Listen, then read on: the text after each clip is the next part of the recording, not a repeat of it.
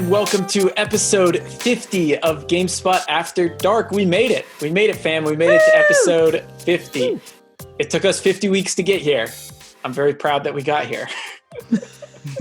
Joining me this week on the 50th episode is Callie Plaguey. Hello. Jean-Luc Seipke. Hello. And for the first time ever, Edmond Tran. Hello. It's me. How are y'all doing? I'm cold. It's fucking freezing in Australia right now. It is fucking hot here. I know, it was like super 110 degrees this weekend. I was dying. I finally caved and bought shorts. I haven't owned shorts in forever, but I went and bought shorts because I could not deal with it. I bought these Magikarp shorts that are they're like overalls, but when you fold down the front, it's a Gyarados, like a surprise Gyarados. What? That's awesome. And it's an Australian company. The company is Black Milk, and they had the whole Pokemon, a whole Pokemon collection that they sell out within a minute. So I had to wish list everything and then be online on time to buy these Pokemon clothes. That's awesome. Before we get into today's episode, there's a few things I do want to go over. First is that Lucy and Timur not here. It might be kind of weird that they're not here for the 50th episode, but they are both on vacation, actually. And I didn't really want to bug them and get them on. I'm sure they would have been cool with it. But Play for All is unofficially done, I guess you could say. And those two put in a lot of work, as everyone on staff. But they were smart and requested a week off. You know, they plan their schedules, essentially. So they're off this week. But this works out because we'll be talking about Ghost of Tsushima because Ed reviewed that. We'll get to that after what we've been playing. The other big thing I want to talk about is that there are some changes coming to GameSpot After Dark. The big thing is that we aren't going to be doing video anymore, at least for now. The idea behind this is that things have been really busy and it's very hard to produce a video podcast while everyone's located in different places. So we are going to focus on audio. Now, if you only watch this on YouTube, that's bad news. I know it kind of sucks, but you can still find the podcast on iTunes, Spotify, Google Play. I mean, pretty much anything except SoundCloud because we only got 3 or 4 listens on SoundCloud. So I killed that one because it was $200 a year. So I was like, nah, it's fine. Those 12 people can just transition. The other thing is that we are going to try to keep with a set cast for the most part. We'll still have other people subbing in and we'll have guests and whatnot, but we're going to try to keep to a somewhat familiar cast. And we're going to try to keep the show a little bit shorter. What this means is we're going to try to keep it around an hour, a little over an hour. If you scroll through the feed, you've probably noticed that we're kind of getting close to that 2-hour mark. And I personally don't really want to do that because A, it creates more work, and B, I think the more succinct we are, the tighter the episodes are. We'll see how that goes. I mean, we've got a lot of people who are very passionate about games here, and when they want to talk about something, they really want to talk about it. So that being said, I'm not going to purposely cut things out necessarily of episodes to get it to that length, but we're going to be trying to aim for a shorter length overall. And, as always, if you guys have any feedback, please tweet at us. We look at all that stuff. We take all that into consideration. Or you could join the GameSpot Discord if you DM me on Twitter, or you can email afterdarkpodcast@gamespot.com, and you can leave comments in the After Dark channel. And all that stuff we look at. We have a lot of people working on this podcast, a lot of people who really like this podcast, including, everyone here today, everyone on staff, and we want to make this as good as it can be. So with all that in mind, I just want to thank everyone so much for listening to 50 episodes because it's pretty unreal. I don't want to talk too much about this, but, when I started at GameSpot 5 years ago, the one thing I wanted to do was have a podcast. It was just something that I kind of felt like was missing. We had the lobby, but it was a video podcast and it kind of had a different vibe. So it is one of my dreams to have this going and to have this going for 50 episodes now. And we're going to keep going. So I just want to thank everyone for all their support. And of course, everyone at GameSpot too, who is also supporting this because it has been a blast so far and we're excited to keep it going. Good job, Nicely done, Jake. Yeah, there's my little spiel for today. With that said, we're going to move on to the Chris from Dayton, Ohio segment. Callie, song. Ba-da-ba-ba-da-ba. Chris. There we go. It's like we've got this down. 50 episodes in, and we've got this down. Ed, do you want to tell us about yourself? Hi, I'm Ed. What do you want to know? How'd you get started at GameSpot? What are your game? Did I say GameStop? GameStop. No, Actually, I used to work. Maybe I just said GameStop. I don't think you did. I used to work in EB Games, which is owned by GameStop. Oh, okay, so same thing. Okay. Yeah. After which, I did come into GameSpot as a video editor, like about 12 years ago now, and I basically was a video producer for about 6 or 7 years until I then moved into editorial, and I now take care of Australia, and I'm like the figurehead there, but I'm just a regular editor on the global You can say dad of Australia. That's okay. I'm the dad of Australia. Yeah. All of Australia. So yeah. I've been around a while, not always visible, but I have been here so very long, and I'm very tired. Ed also helps with reviews a lot. I just want to emphasize that. Big help on reviews. Who else has been here about as long as you, or around that time frame? Like Chris Beaumont, right? Chris Beaumont, who's the head of video, has been here longer, and Randolph Ramsey, who's our editor-in-chief, has been here a few years more than that. He used to be my boss back in Australia before he moved over. But yeah, I think that's it. Wait, who's your boss weird, now? Isn't it? My boss is still Randy. My boss is basically always Randy. Because Randy's my boss. I know. But yeah, he's cool. Yeah, all right. You guys are all young, and I don't know. Another part of the Chris from Dayton, Ohio segment is like, what kind of games do you typically gravitate towards, and like, what's your like some of your favorite games, kind of thing? Well, I play a lot of things. I hate this question because I play all games. It's part of my job. Yeah. But ones that I've traditionally been like super keen on are things like rhythm games. So I was like really into Rock Band and harmonic stuff for like a long time. I've given them like thousands and thousands of dollars, and I had this like full on E-drum kit. I can see it in the background of your place, Callie. Yep.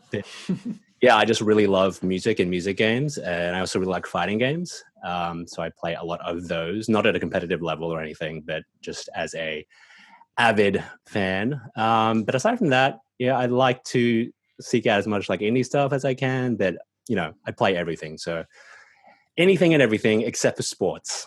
That's all of us, right? That's all. Yeah, that's its own thing. I got to learn like all these other rules and stuff like that. And, there are American sports too. Whatever. Yeah, are there any like footy games? There are. They've all traditionally been really bad. Really? Yeah, like Australian football, as well as like rugby league and like cricket games. They've all like been made. They're still being made, but they're all just always been mediocre. So yeah, that's like God, probably when I started, they released a lacrosse game, and Peter found out that Mike played lacrosse and made Mike review it. And Mike found himself in the game because it was college lacrosse, and it was like when he was really? What? Yeah, what? So that's what Mike told me. Maybe it wasn't actually Mike. Maybe it was just the same number on like the same team, because I don't think they had rights to use anyone's. I don't know how it worked, but basically what it came down to is like there was a character that was Mike. And he was like, is this like a conflict of interest? But I think he gave it like a 3 or something like that. It was pretty bad. I've never heard that story. Holy shit. Yeah, it was like when I first started. Or when he first started too, I guess. Wow, we used to have a marketing guy in Australia who was like a semi-pro like football, like soccer player, and he was like football manager. Like so you could find his name and recruit him. It was pretty cool. Yeah, sports. Yeah, that's all I got when it comes to sports. And that's the only sports segment we'll ever have unless Michael comes back on the show. Which will probably be soon. Yeah. All right. Cool. Well, then with that said and done, let's move on to what we've been playing. Callie, do you want to start then? Sure. I just finished my I'm rewatching Avatar: The Last Airbender, and I just finished book 1. So my voice is doing a thing. I don't know what's going on with it. But it's very emotional for me. I get like chills. That last episode is so good.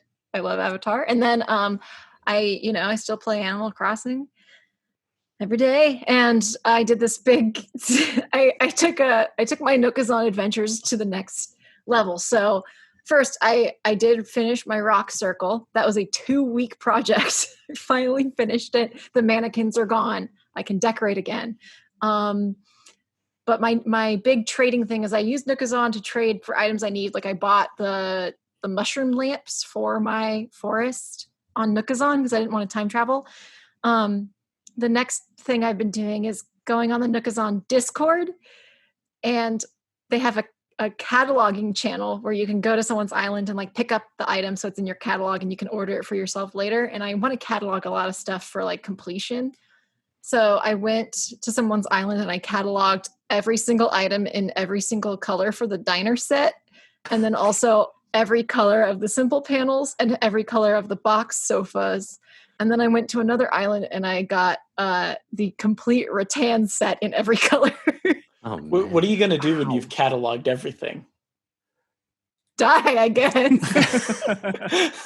I'm also really trying to, I don't want to make all of the bug and fish models because some of them are like, I'm not going to use them. Like I'm going to use the butterflies for like a flower butterfly garden thing. That's my plan. And then like, there's some that I wanted, like the seahorse, because I thought it would be cute for like a beachside mermaid sort of vibe. There's some that I don't want, so I'm just trying to catalog as many as I can. Just you can't order them. It won't do me any good. It'll just be in my catalog. So if any listeners have bug and fish models they'd be willing to let me pick up and then put back down, that's my next project. I got like 10 today from somebody, and I got a tarantula model to keep. So big day for me.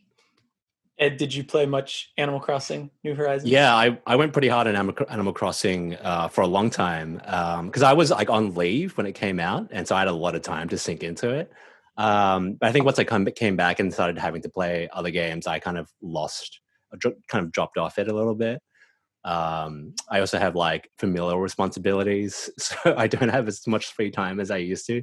So I kind of need to like focus. But I really would like to get back into Animal Crossing because it does bring me a lot of peace. Yeah, last week when we were talking about like some of our favorite games of the year so far, I was like, I just want to give a special shout out to Animal Crossing, and I talked a lot about Animal Crossing, and tomorrow was just like, cool.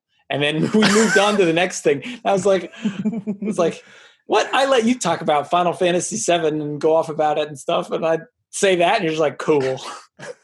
We're airing out some dirty laundry here. It's because I wasn't there to defend Animal Crossing's honor. I know. I tried my best.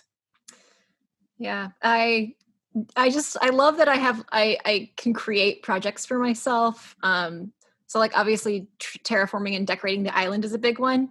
But I also really like the idea of cataloging things. And I think in past Animal Crossing games, I didn't really have the resources to get items that were harder to get. And in this game, I can use Nookazon, I can use Turnip Exchange.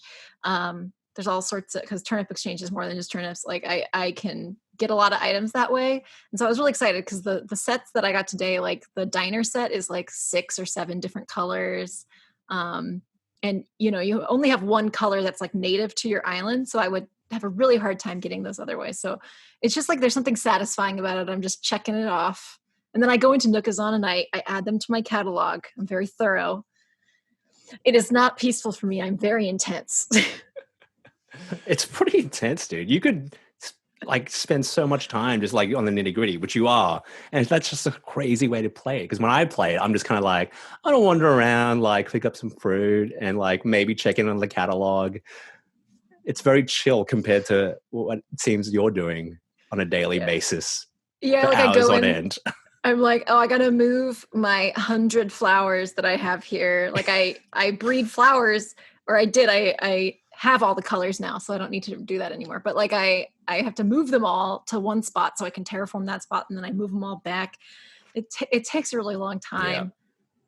Someone's got to do it, and your animals don't do shit. They just walk around and complain about weeds or something like that, and they're not going to terraform. Have you seen them break a sweat? Never seen them break a sweat. They're always working out. It's true. In their defense, but I don't think most animals sweat. So that's probably for the best. I don't know. We don't need like NBA 2K21 levels of sweat on these animals. I don't think that would work. Jean-Luc, do you want to tell us what you've been doing this last week? Sure. Well, I played Death Stranding on PC, which you've been playing, so I don't know if we want to save that for your segment. We both talk about it. Why don't you talk about your other thing first? Oh, okay. I imagine it's going to be quick. Yeah, so I played the new Borderlands DLC. I'm just gonna pour me some. That's a huge bottle of wine. If you're just listening to this podcast, please note that he took out a very comically large bottle of wine. That was a normal bottle of wine. Show me again. It looked very large. No, it's actually pretty large. Like, no, I guess that's more of a medium large. It's larger than average. I'd say medium large. Anyway, Borderlands new DLC. It's terrible. It's so bad. So is this the pirate one? No, it's Western. It's called Bounty of Blood, I think. Should probably get that right if I'm gonna shit talk it. Well, quick question, John. Like the last DLC was Lovecraftian inspired and was vaguely racist, as Jordan Ramey wrote. Yeah, it was also terrible. It was outside of that, even like so. Yeah, so on compared to that, is this better or is it? Not really. It's weird. Okay, so me and my girlfriend, we played through Borderlands 1 and 2 before it came out, and she ended up loving it. Had a really good time. We're like, let's play Borderlands 3. We ended up pretty mixed on it. You know, we're like, it's okay, but it's not really hitting the same highs. But we're excited for the DLCs because I think Borderlands DLCs are like some of the best of that series. And these have been like pretty disappointing, even by like the lower standards of Borderlands 3 as a product. Like, yeah, like that last one, the Lovecraftian one, was like, not only was it just like, okay, you're not really doing anything interesting with the Lovecraft, and it kind of it's ignoring a lot of the racist undertones of Lovecraft, as Jordan's very excellent article pointed out.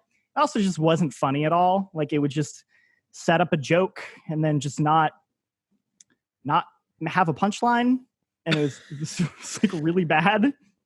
So we're playing this one. Sounds amazing. Yeah, it sounds great. So we're playing the new one, which is called Bounty of Blood, and it's Western themed, but the town is all Japanese aesthetic, and it's really weird. And I don't know why it's like that. Like, I don't know what they're going for. Like, there's no joke. Like, they don't make like a joke about it. It's just like, here's like a Western, and everyone talks like they're in a Western, but all the towns look like ancient Japan, and they have kanji on the signs, and their names are like Chad Kasumi. Like, they have like English first names and Japanese last names, but then they all just look like white people. It's like, it's bafflingly bad. It's like so weird. Like, I'm like, is this racist? I don't even like know. Like, I'm not even. What's up? Like, everyone calls you Tomodachi. Like, they're just like, okay. What's up, Tomodachi? And you're like, oh my god. Wow, I love you with all my Kokoro. Maybe it's a very clever play on the mashup between, because you know how like Sergio Leone films riffed on Kurosawa films, like a fistful of dollars and a few dollars more riffed on Yojimbo and Sanjuro. It's a very clever fusion of the two to make some sort of commentary about cultural appropriation or something. So that's what I thought. Like, in my head, I was like, oh, okay, there's a connection, as you pointed out, but I was waiting for them to make like a joke about it. And there's no jokes. There's just there's like a character who's like a Sam Elliott like narrator, where he's like, you know, they went on down and there was the guy and they shot him. But like, he doesn't make jokes. He plays it. It's all weirdly straight for like a Borderlands game. Like, at least with Borderlands 3, like, the jokes were terrible, but they were making jokes. Like, Michael and I, there's no jokes. Michael and I actually interviewed the creative lead for this DLC for the Play for All, and he was saying that they wanted to have less jokes and focus more on the story. It sounds like it didn't quite work, but I thought that was kind of interesting when he was telling us it that. worked. There are no jokes. Oh yeah, there's no jokes, but there's no story either. Like they're talking about these like characters and like the sheriff gets shot and you're like, I don't care about any of this. Like Borderlands without its jokes doesn't have like top quality writing to like invest you in it. Like you need like the humor to like get you interested in it. Not Alessandro. Maybe if like the looting is enough for you, like you'll have a good time with this DLC. But yeah, Lucy played a lot too. Alessandro has 1,000 hours. He talked about it on the podcast a couple weeks ago. Yeah, he's got some absurd amount of time in that game. I can't imagine that. And he was like, yeah, I just mute all of the dialogue and just it's a good idea. And just like just do it for the looting and shooting and like he's like he might have an okay time with this then. There are better games to do that with, dude. You could like play Destiny or something. Yeah, like a good game. Well, it sounds like the joke was on you all along. Yeah. It is. I think sorry. I think this is the first Borderlands DLC I won't finish. Like we played it for one night and we were just like, no, I have better things to do with my life. Well, rip. Like play some Death Stranding? Yeah, like play some Death Stranding on PC, which is how far are you, Jake? How far have you? I'm about to get the first bike, you know, the bike that's broken down outside of, what is it? A not city. I don't know which city. One of the not cities. Yeah. West Central Outpost. Whatever. I'm loving it personally. Like me too. It's weird because I remember liking Death Stranding early on when it came to PS4, but I like near the end, I was really like, I was getting to the point where I was like, I can't do this much longer. But for some reason, I was so ready to jump back into this game on PC, and I'm having a lot of fun. Mm-hmm. Maybe fun's not the right word, but I'm enjoying it quite a bit. It's so meditative, and it's gorgeous on PC. It's absolutely stunning on PC. Like the vistas and the photo mode is great too. I haven't messed around a whole lot with it, especially coming off Ghost of Tsushima. It's like, I wish there was a little bit more here. But you can make BB do little like poses. So BB can do like little like thumbs up. And there's a pose called Cool where BB goes like that, like just like a Fonzie pose. And I'm like, oh, this is great. And then you can like coordinate BB's pose with Norman Reedus's pose and like that. Okay, it sounds like you need to play around with the photo mode a little bit more. I do need to play it. I mean, I messed around with it a little bit, but I haven't taken any photos really. I just opened it and, messed around with all the options and whatnot.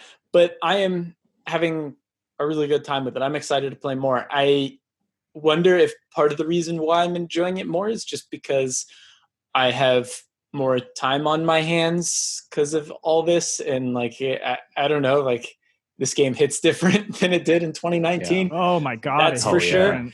But I guess I'm just more patient with it right now. And I think that's pretty much what it comes down to, is that I'm not, part of that is because I have more time. Part of it is because I know what to expect.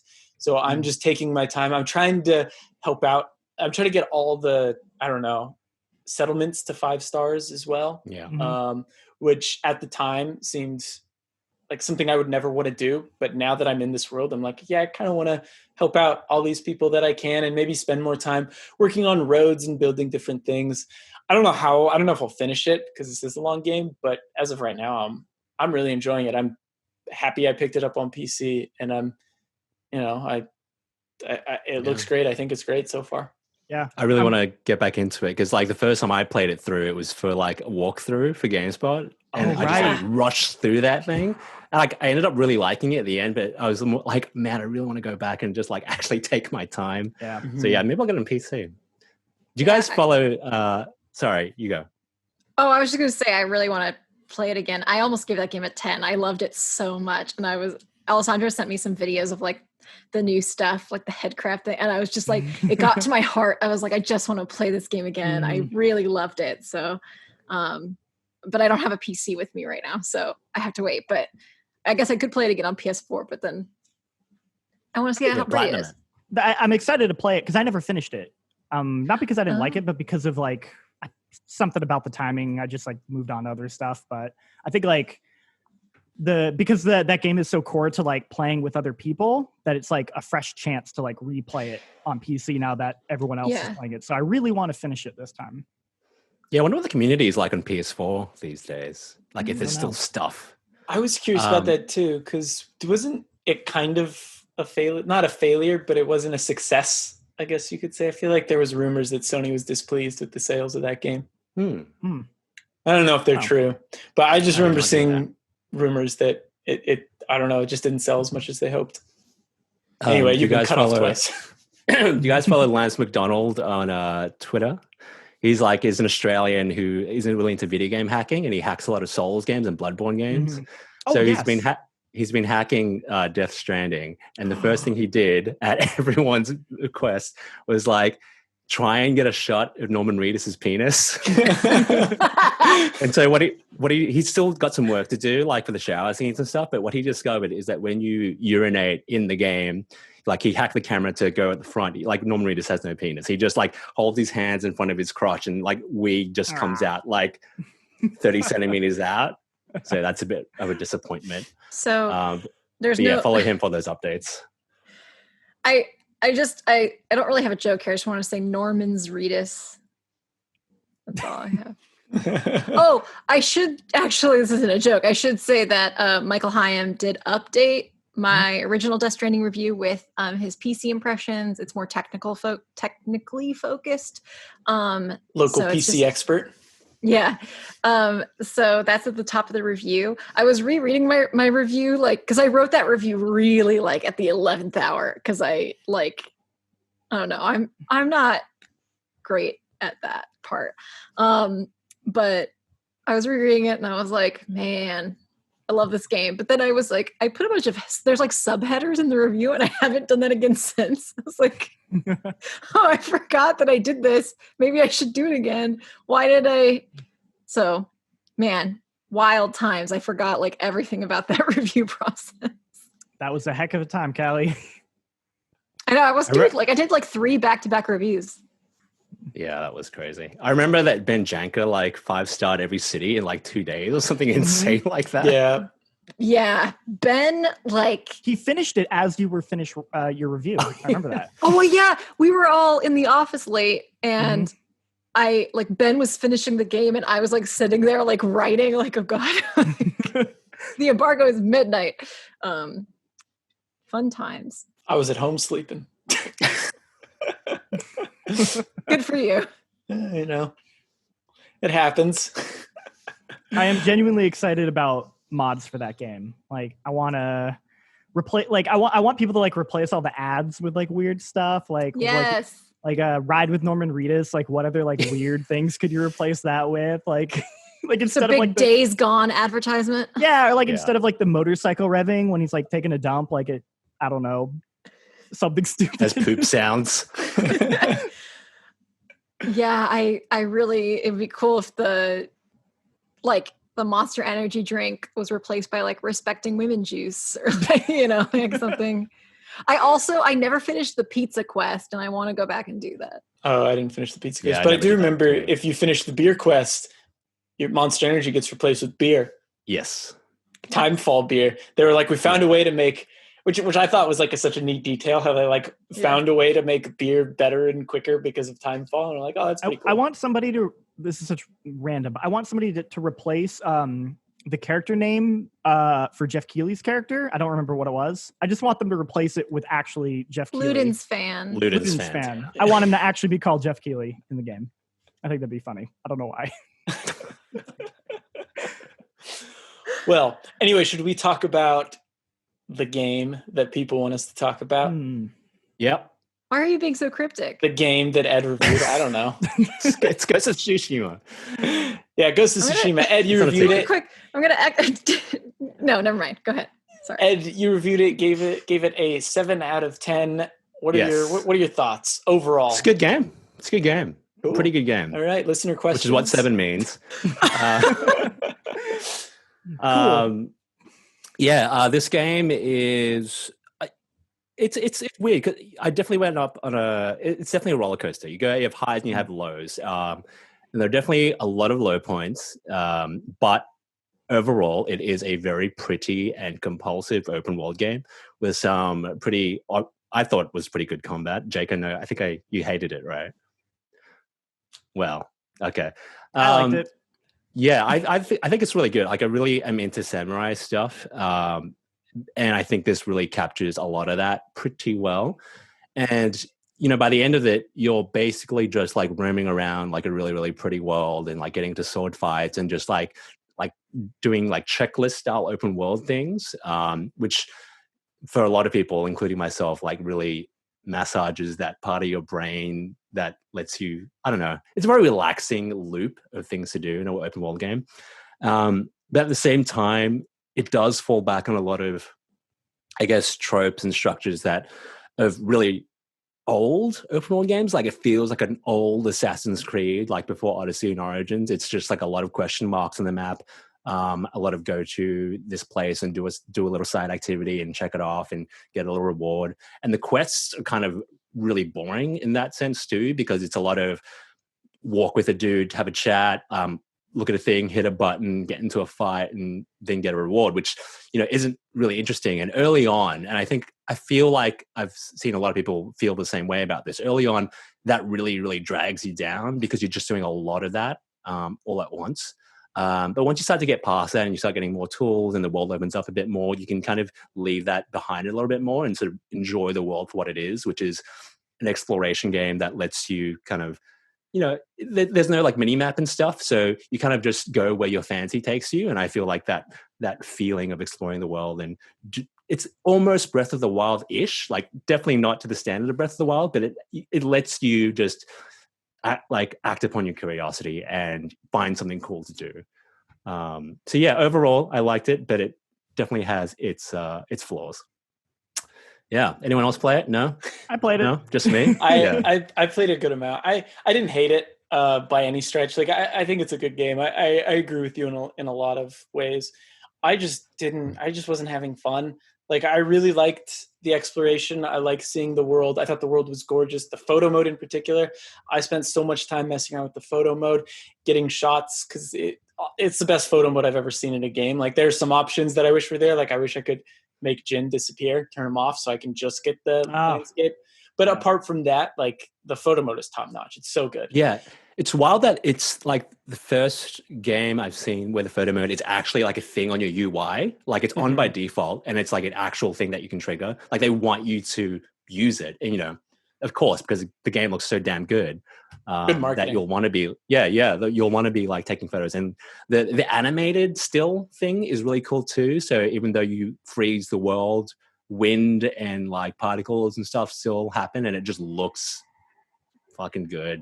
Yeah, that was my favorite thing, like the animated stuff, because you could make shots look really cinematic, like have like the slow pans. Like, I remember doing them in like Uncharted and stuff, and you do slow pans, but the world would still be frozen.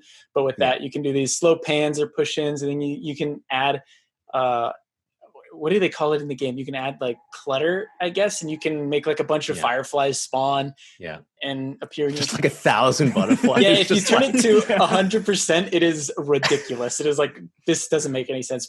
And like, even when I turned it down to like 10%, I'm like, there's still too many. Let's get it down to 2. That's a lot. But the photo mode is great. But like the combat and like the mission structure, I just found like those two together, I just couldn't do it, because like, no lock on. Like, I get why there's no lock on. I think if there was a lock on, that probably would have been an issue.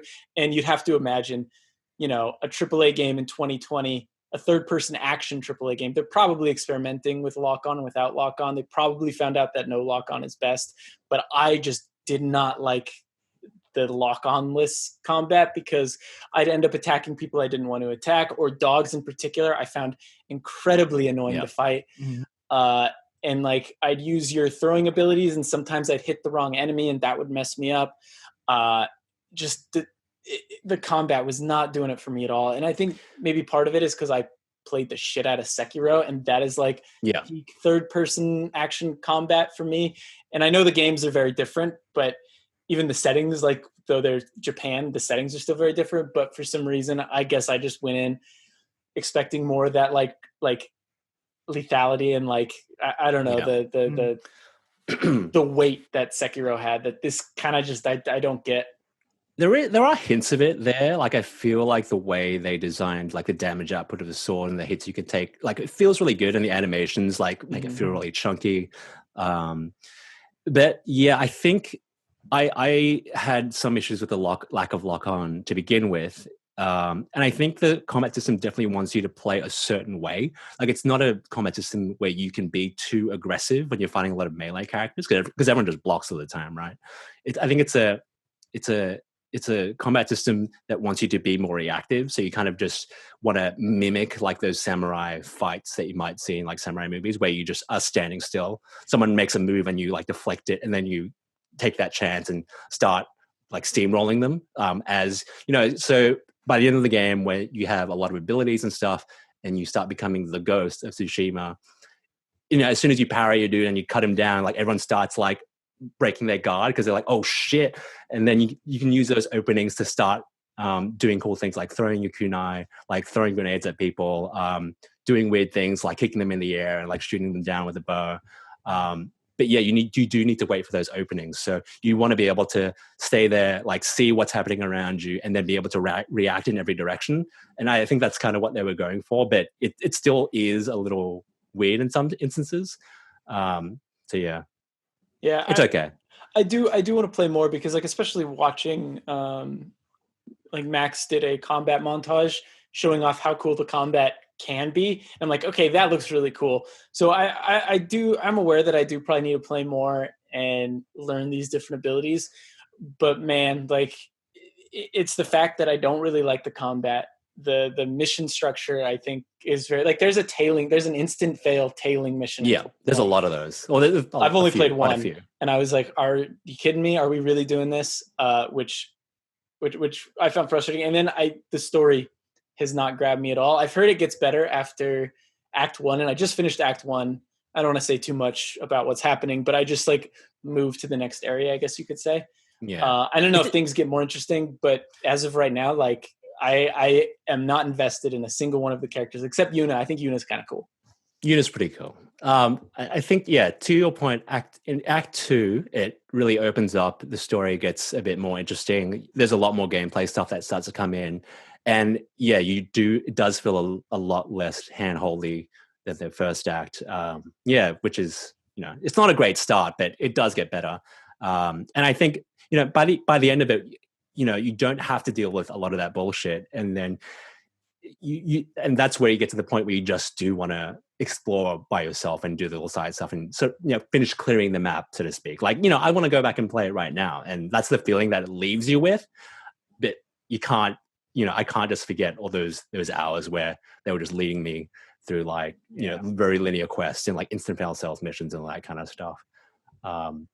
Yeah. Something that I did want you to talk about a little bit is, one thing you talked about in the review was how, like, in some ways the presentation hits the highs of what it's trying to emulate, but in other ways it doesn't. And I thought that was super interesting. Like, what were, I don't know, I guess some examples of how it hit those highs, and then examples of how it didn't quite get there.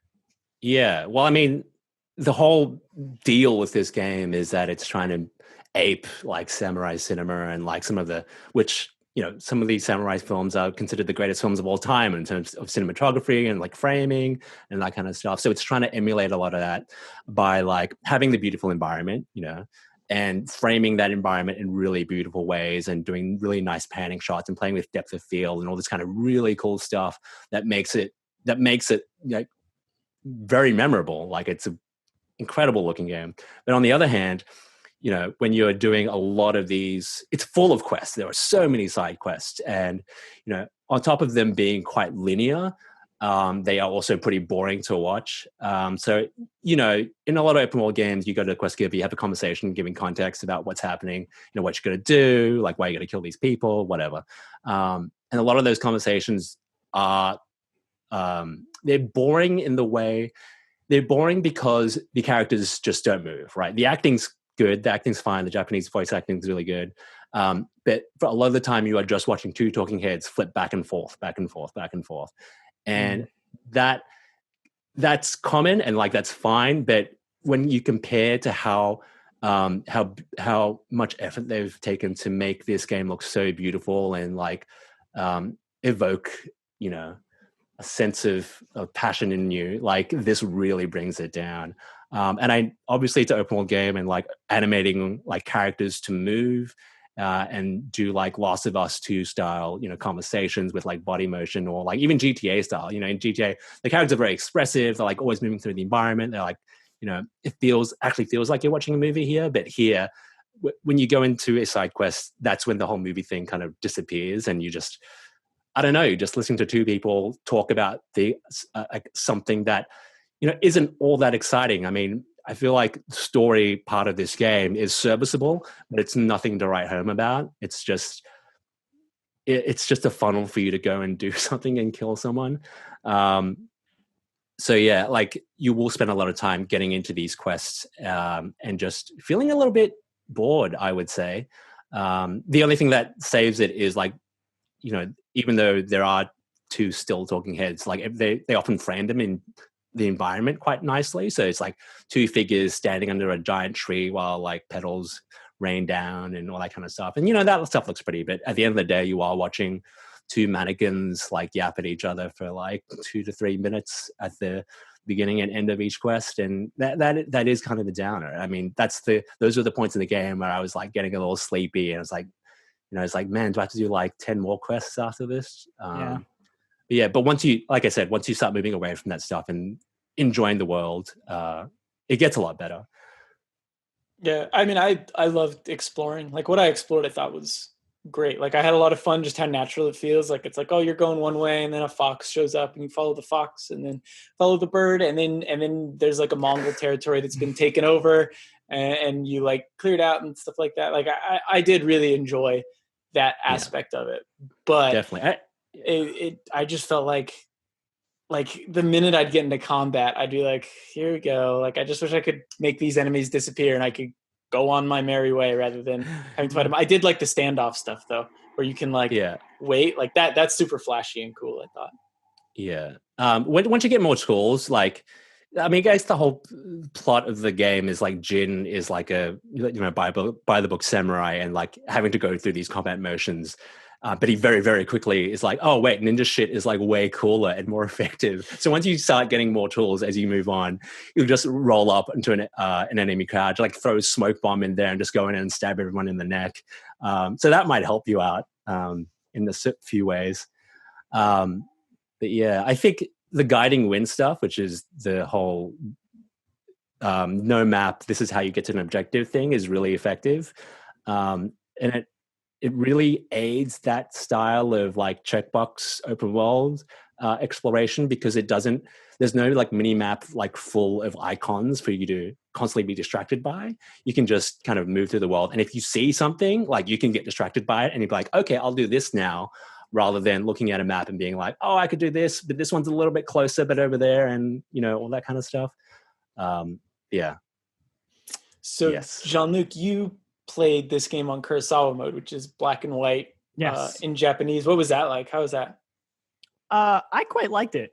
I haven't finished the game, and I'm wondering if I should maybe turn it back on or turn it off either near the end or after I beat it, because like, I mean, the game is like beautiful with all these like saturated colors, and you don't get any of that obviously because it's in black and white. But I think I personally, for me, I felt like it gave it a really unique flavor. Like, I think there's something to be said about like, as Ed pointed out, it's trying to capture the spirit of like, these samurai cinema movies. And even though it's like, it's something as simple as just like, we'll put it in a black and white and we'll add like a little grainy filter and the audio gets slightly kind of like lower fi, kind of gets crunched down a little bit. It really does like put you in that mood for those kinds of like that kind of like movie and that kind of like experience, that I just found myself like really engaged in it because of that. And I think that's I think I agree with like I probably lean more on Ed, where I'm enjoying it more than you, but I definitely agree with a lot of the issues of it. But I think like just the vibes of the game are like what carries me through a lot of it. I mean, like, I think it looks beautiful in that like black and white mode. Like some of the contrasts like look absolutely stunning. There are a couple issues. The game has a few quests where it asks you to find blue flowers, and I hadn't gotten to that. There's a few of those. I actually hadn't gotten to that yet, and everyone in the Slack was like, Yeah, what happens when you play that in Kurosawa mode? And I was like, oh shit, I should find out. It turns out it doesn't do anything. And so you just straight up are like, blue flowers. Okay. Those look like different from the other that flowers. Shade of gray looks like it could be blue. Yeah, they slightly stand out. And I like honestly like kind of winged it. I was like at one point I almost did get lost. But then it turned out like, I don't know. It's not too demanding where like I was able to actually like figure it out without cheating, but that's definitely a thing they like didn't consider when they did the game. And I certainly understand people like wanting to experience like the vast color that this game has. It's interesting Kurosawa mode because the game is really vibrant and beautiful. And I was reading about Kurosawa's work in black and white, and one of the things that the team would do is like he understood how the contrast would work in black and white. So they had like camellia flowers, and they actually painted the flowers to enhance the contrast between the leaves and the flowers. And that's like the attention to detail that went into the black and white work. And then of course Kurosawa has also done stuff using color, and red was a really important color. So it's interesting because I think like the moviness of it, like crunching up the audio, making it a little grainier works. But I'm curious what the process was like getting that black and white contrast to work, especially when it seems like so much effort was put into the color. Me too, because I would say there are definitely spots where it feels like it doesn't work, but there are spots where it feels like it totally works, especially playing it in HDR, where like those whites and the blacks like really pop out. With black and white is like genuinely like stunning at times. So you're like, oh my God, this looks amazing. And there's a part of me that like wants a game that like fully embraces that and like from the get-go is just in black and white. And yeah, like, it's called designed that way. It's called Mad World. Mad World's great. I love Mad World, but it's a good game. But like, I guess more specifically a game like this, where it's like they're really like trying to capture the spirit of black and white film, where like Mad World was more like black and white comic book art style. Mm-hmm. Yeah, I don't know. It's like I would personally recommend it, but I have seen some people like say like, oh, you shouldn't play it because of like the color stuff and how like sometimes the contrast like doesn't quite work. And I can't necessarily disagree with that, but at least for me, I'm also like a weird nerd who like I played all of LA Noire in black and white, like a loser. I loved that too. That's a good game to play in black and white. That's a great game to play in black and white. But I really do think it just like gives off this particular vibe that I just absolutely love. Like, and that was really what was carrying me through this game. This like as somebody who like loves Japanese cinema and, you know, like it, like from the get-go, I was just like, yeah, this is like what I wanted. And then, you know, as Ed pointed out, I totally agree. Like the stilted acting is like a huge, probably like the biggest downside for me, because it's very like, oh, okay, this is a video game. We have to have two characters stand here and, yeah, you know. And that also, like, that's people have been talking about this, but, you know, if for Sucker Punch to, like, really focus on, like, aping samurai cinema and have the Kurosawa mode to be, like, authentic, and then have things like the Japanese lip syncing, the Japanese voiceover doesn't sync with the mouth movements of the characters, and, like, they don't express themselves like Japanese people, because Japanese people, you know, when you watch those movies, they're like, very boisterous, you know, like, and you can hear that in the voice acting, but that doesn't come through at all. And so, yeah, in that way, it's just like, okay, this is actually just a Western open world game. You can tell the mocap actors were English, or at least directed by an English like talent. Like there's it doesn't feel Japanese that way, especially because like the main character Jin is like so clearly influenced by like Toshihiro Mifune, but like doesn't have any of that same energy as that guy. The energy in the Japanese voiceover is pretty good. The energy's good in the voice acting for sure, but not the acting. It's a weird reversal of like we're used to watching Japanese stuff with it like if you watch it in English, you're used to mismatched mouth movements, but not the reverse, where like the English is the correct matching. And then the other thing I was reading some stuff about Japanese like people in Japan reviewing this game, and one of the things was the speech is apparently too fast for the period. There's not a lot of pauses, and then the other issue is that there's inclusion of like sarcasm or irony that is really just very Western. I found that really interesting because it seems like the first wave of Japanese reviewers really liked the game and liked the portrayal of the time period. But I find those linguistic things really interesting. And of course, you know, a Japanese person in Japan, their opinion is going to be different from a Japanese American's, for example. So there's a lot to dive into there. But like, when I read that there was like sarcasm, I was like, that's like the first thing they tell you in Japanese class is there's no sarcasm in this language. For sure. I mean, you can tell it's because it's not just you're trying to capture like the certain period of Japan, but you're also trying to capture the certain period of filmmaking. Yeah. Like, you know, that like 1940s, like 50s filmmaking. And it's like the way they acted and the way they shot things were so different. And like, even like Americans adapting like 50s American stuff gets that wrong. The idea that you're going to get it right when it's like a completely different culture is like, I wonder if that was more like a Sony decision. This is just speculation, but I wonder if it was more Sony being like, hey, we're going to write this for like the lip syncing, for example.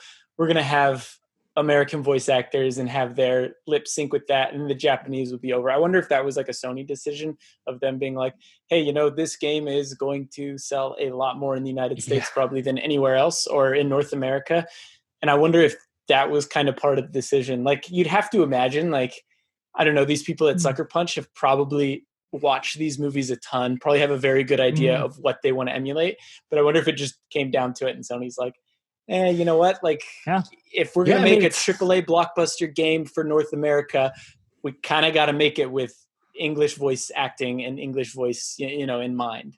Yeah, it's the final global blockbuster for the PlayStation 4, right? It's going to appeal to as many people as possible. I mean, that's why they prioritize the English, and that's why they like have the themes of the story are like pretty universal. Like, it's just about like family issues and like, I'm disappointing my dad and like, what can I do? But I want to get out on my own and do my own thing and all that kind of stuff. But whereas like the Japanese samurai films like are a lot more introspective. But how do you do an introspective kind of story in an open world action game, right? This is not Rashomon, that's for sure. No. I know that they did work closely with Japanese consultants on the game, so there was a lot of Japanese like input. I know like one of the things that was brought up was like the kanji being wrong or something, and then Japanese people were like, actually it's fine. And like, I really haven't, I didn't read a whole lot about that. I know it was kind of an issue at some point. Is that about the menu you're talking about? Like the menu, but like I know that they worked with actual Japanese people on the game, so there's that too. Yeah, I feel like they did at least some due diligence, like, and I feel like that comes through in certain ways. That I guess when it comes down to it, it's a appeal to a general audience. Well, anyway, which is like the opposite of The Last of Us 2. Any closing remarks on Ghost of Tsushima before we move on? It's a good, comfortable game. Yeah, it's very pretty. I mean, I definitely, if you like open world games, you should definitely check it out. I mean, it's a very comfortable game to play. Do you like photo modes? If you like photo modes, this game is it's for you. It's an open world game with a very cool style. Very much so. But you know, I do look forward to the day, because you know, Days Gone was kind of formulaic in this open world formula as well, I feel. But I look forward to the day where the developers who are currently working on open world games have actually taken lessons learned from like things like Breath of the Wild and learn how to adapt that to new games and see where they take those new ideas. Because I think we're done with this formula. Please. Yeah. All right, moving on to listener questions. If you've got any questions for us, you can email at afterdarkpodcast@gamespot.com, or you can join our Discord by DMing me. It's the second time I've said that this episode, but the Discord community is great and we'd love to have you there. So make sure to join. You can also ask questions directly in that server. Anyway, the first one is from Foggy Bear. Callie, do you want to read this one? This is a review question. Sure. Didn't think this would be the right place for this, but when you receive games for review, are they typically the final product, or is it done enough to where it is playable, but there are still some bugs and minor issues? I remember some games having day one patches, and from some of the Ghost of Tsushima reviews, looks like they could potentially patch some of those awkward bits. That might be too much inside baseball, but I'm curious. Again, that's from Foggy Bear.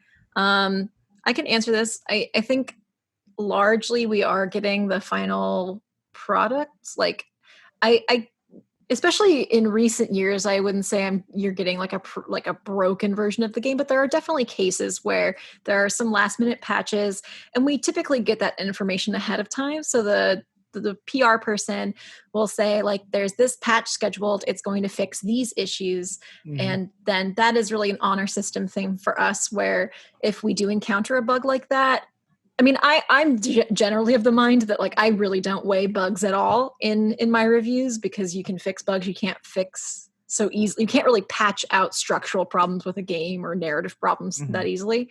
But bugs, are forgivable to me. And I encourage our reviewers to pay attention to what those patches aim to fix if they are encountering those issues, and the issues are relatively minor and don't really interfere with the experience. But yeah, we are getting those pre-patch versions for sure. Yeah, one interesting thing is that, Ed might actually be able to speak more on this, but in the 5 years I've been at GameSpot, we've received like either code or a physical copy of the game. We don't get anything early, but there was a couple instances where we've actually gotten like debug code, which is like when the game it's like it can be complete, but it's not complete in a weird sort of way. Like it happened with Tales of Berseria, I think. The Tales games do debugs. I reviewed Tales of Symphonia, like the remaster, and I had to get a debug console for that. I remember carrying around a debug PS4, and we got it like months before the game came out. Like I was like I think I decided, like, after 2 months of having it, Peter was like, hey, maybe you should review it. And I was like, yeah, okay. And then I still had like another month to like finish the game and review it, which is kind of wild. Like they just sent it, like Justin had it on a flash drive. He was like, I got Tales of Berseria right here. We need to debug the console. But that like never happens. No, yeah, in the PS3 and 360 days, that used to be like basically common practice, where you would just get like a burnt CD like sent in the mail. It's like, this is the game, play it. In the office, we have, I'm in charge of like the library, and so I have like all of like our old junk. We have remember the OG Xbox 360 with like those really awkward hard drives that you would like slot into the top? Yeah. We have a box filled with them, and they're all like debug review copy of Saints Row 3, debug like this and this. Like they're just filled with them. And I'm like, what? I don't even know what to do with them. Like, I'm like, can we throw these away? Like, I don't even know the logistics of it, but imagine getting sent like a giant like brick in the mail. Yeah. When I was a freelancer, I had to physically go into the IGN office and pick up a debug PS3 to review. And I'm pretty sure it was Tales of Symphonia.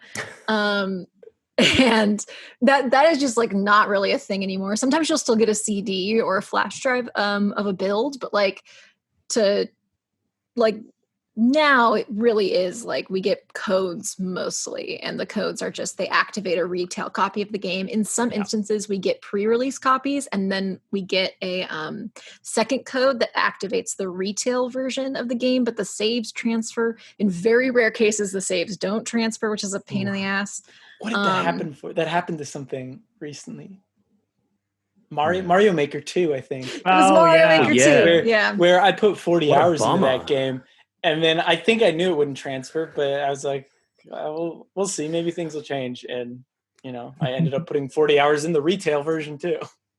I think, you still, for a lot of like smaller publishers for like PC games and stuff, you still get, you still get things like Steam preview builds that, that say, okay, this is the branch that's going to be the full game. And then you are basically still playing a preview code. But I think for the most part, like all the major publishers and stuff, you'll basically get final code.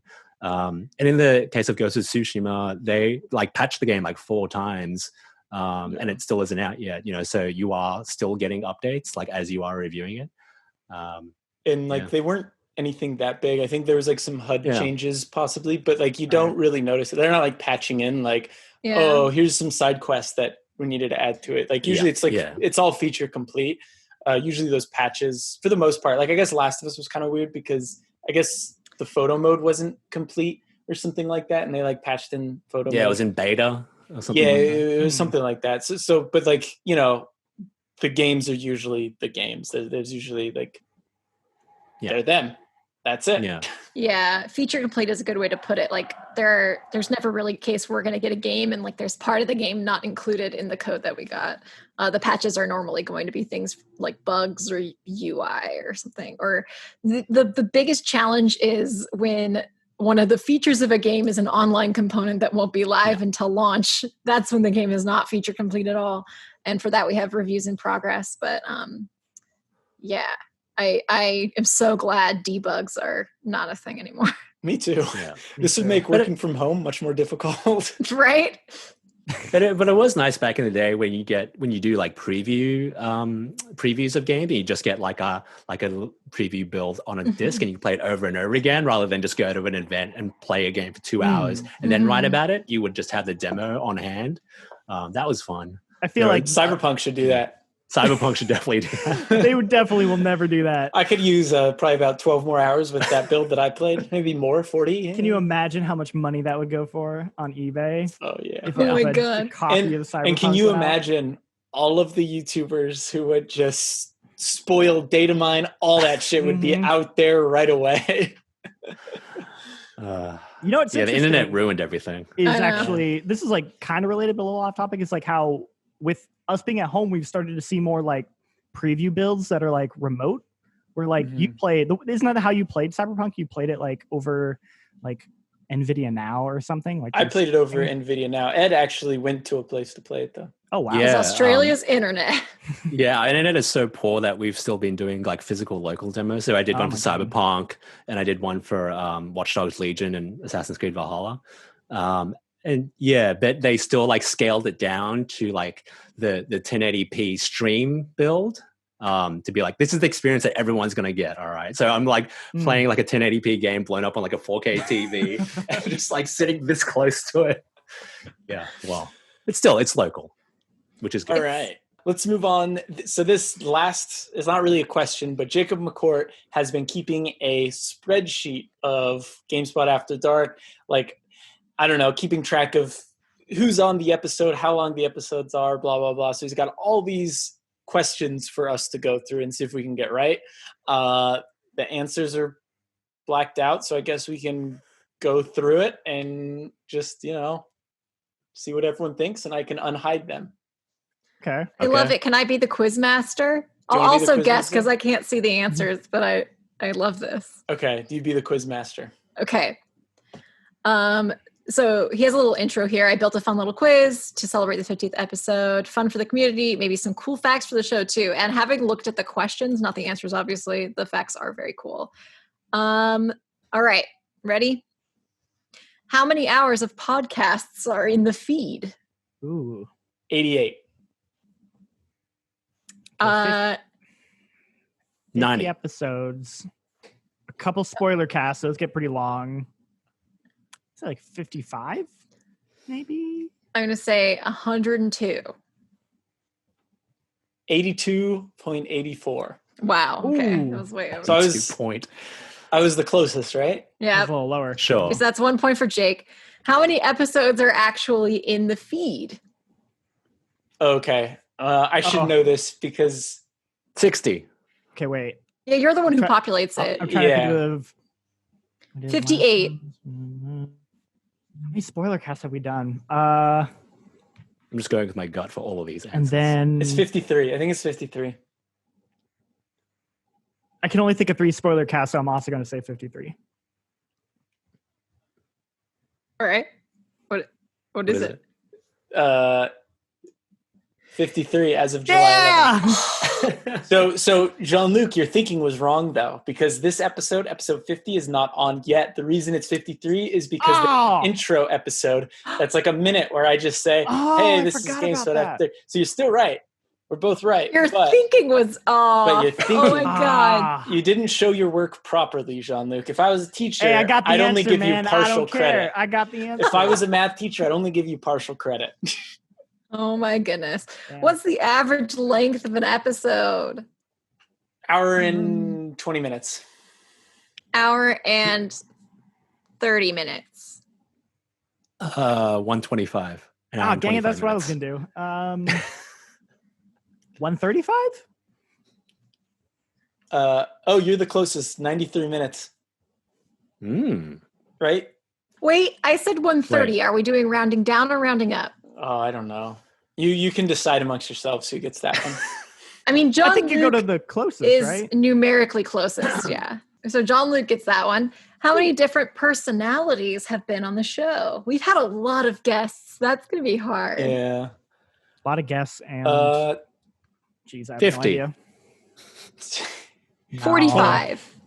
Ed's at a disadvantage here because this is the first episode he's been on. You say 30, 35? I'll go 35 I'll say 26. Right. And the answer is 40.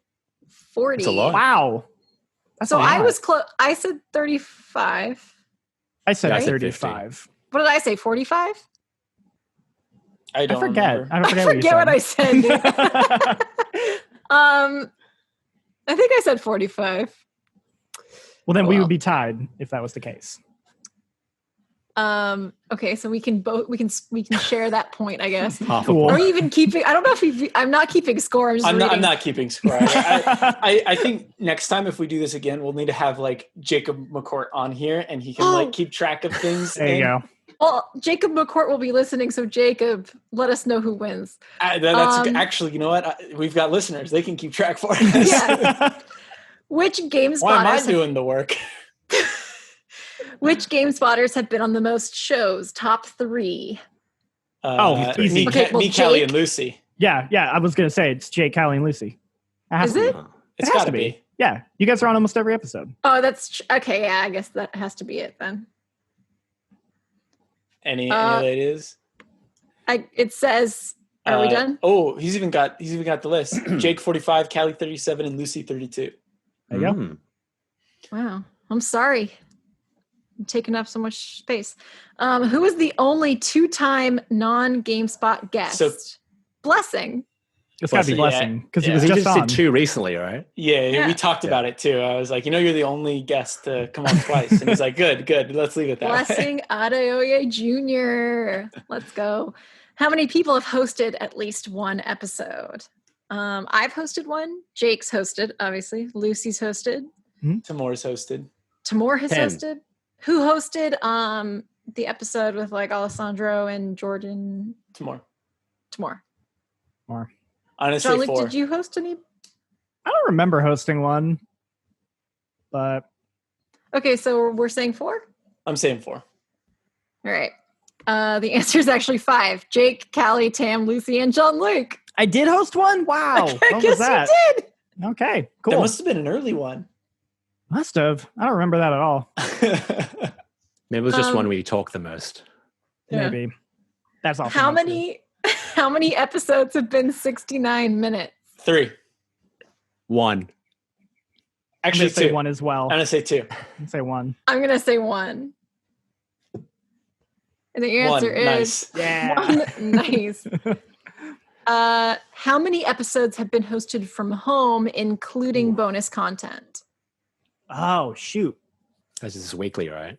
Oh my God. So we've been remote since mid-March. Oh my God. I want to say the first episode that we did remote was episode 38.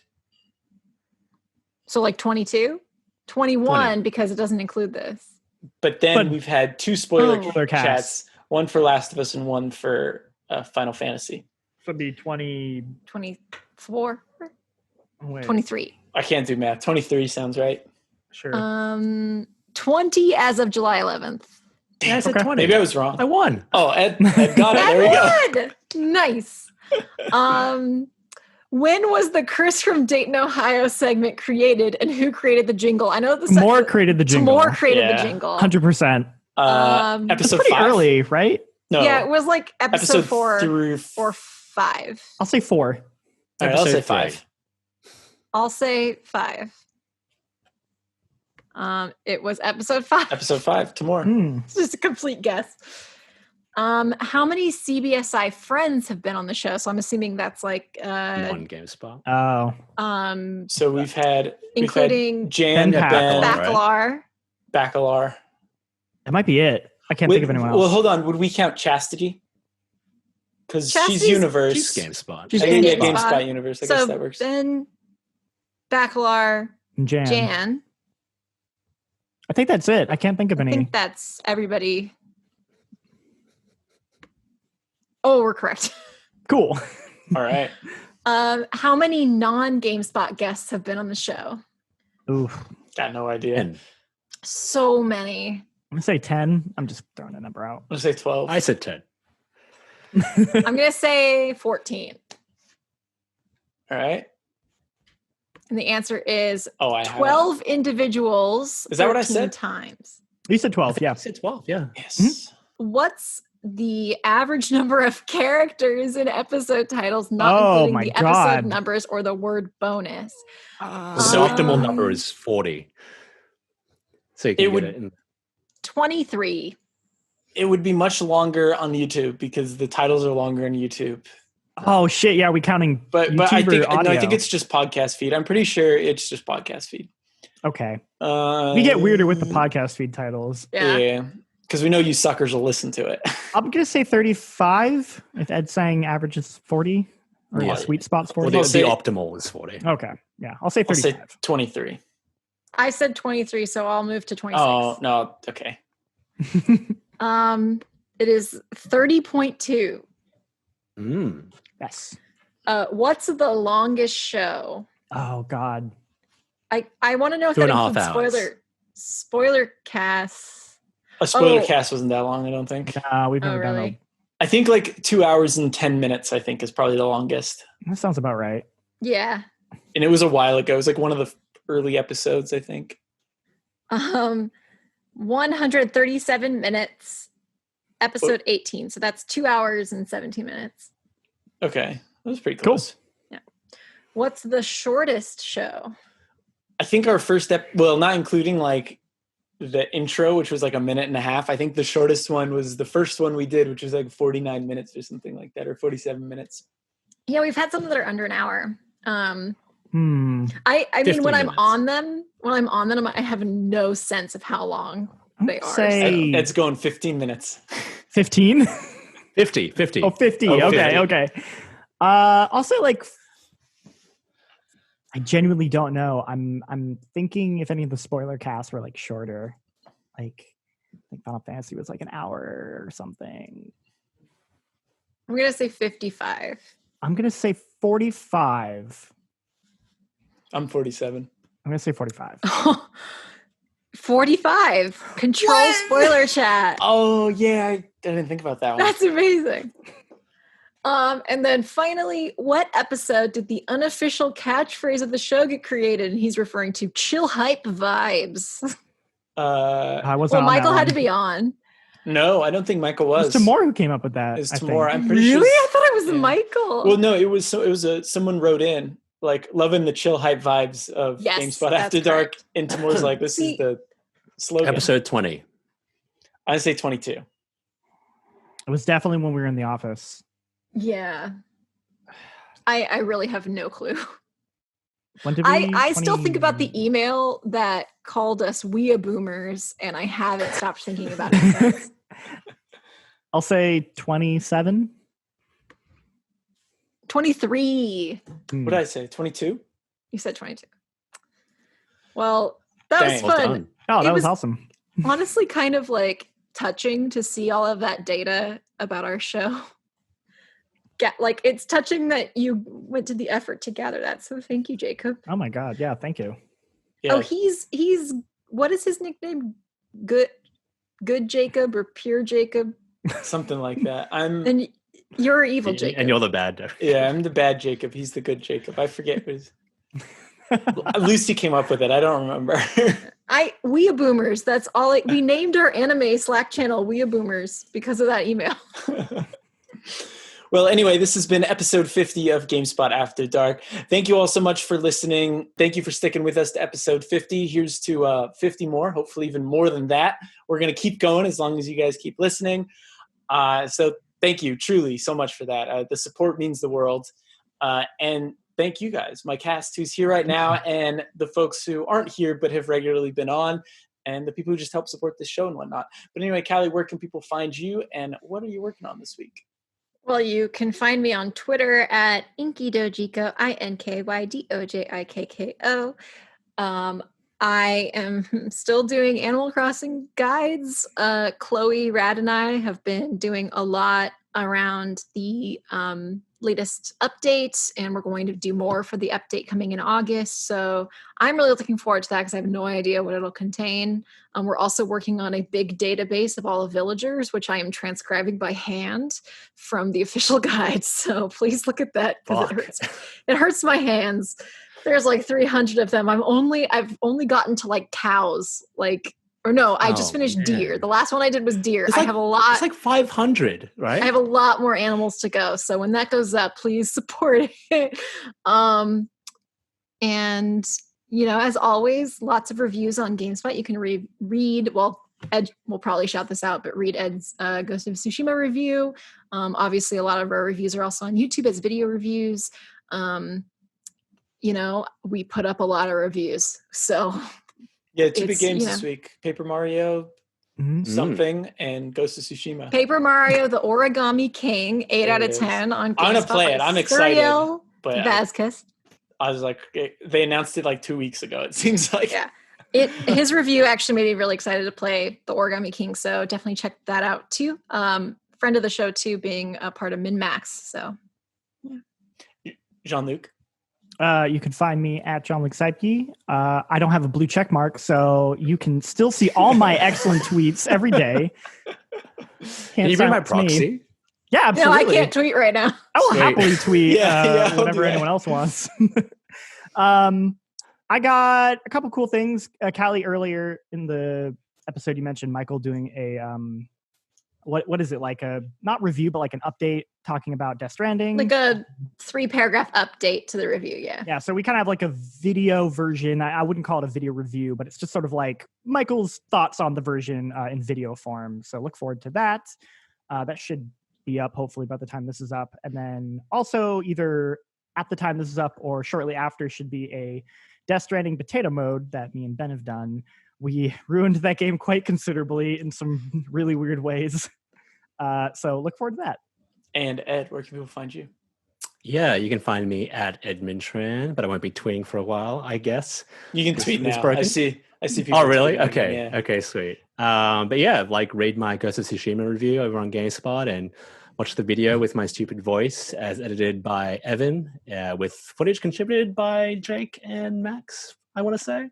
30 seconds of my footage. 30 seconds. Still, you get credit. I only did photo mode. Yeah, I only did photo mode stuff, and he's like, "What are some of your good shots?" And I'm like, "Here you go."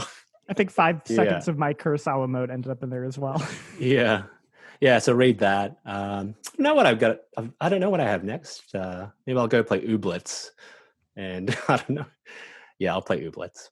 Yeah, we are going to have stuff on Ooblets up on the site pretty soon. So if you're listening to this on Friday, the day it goes up, then please look out for, that's the goal anyway, is to have some Ooblets stuff up for your enjoyment.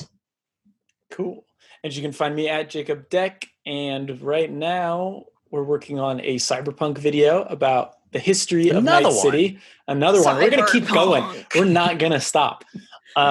History of Night City, and then apart from that, I also, with the help of Jean-Luc, Max, Jay, and Timur, put together a montage of some of the best photo mode animated images we got. I guess that's not animated image, doesn't make sense. Animated shots we got, and that should be up by now. So make sure to check that out because some of those photos are incredible.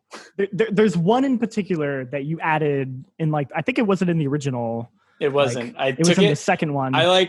as I was taking it, I was like, I can't believe I took a photo that looks this good. Like, I legitimately thought it was like concept art. I was like, that's not real. I'm like, Jake just pulled that from the internet. That's not real. And I was like, oh my God, like that game looks good. Anyway, we'll see y'all next week. Thank you so much for listening.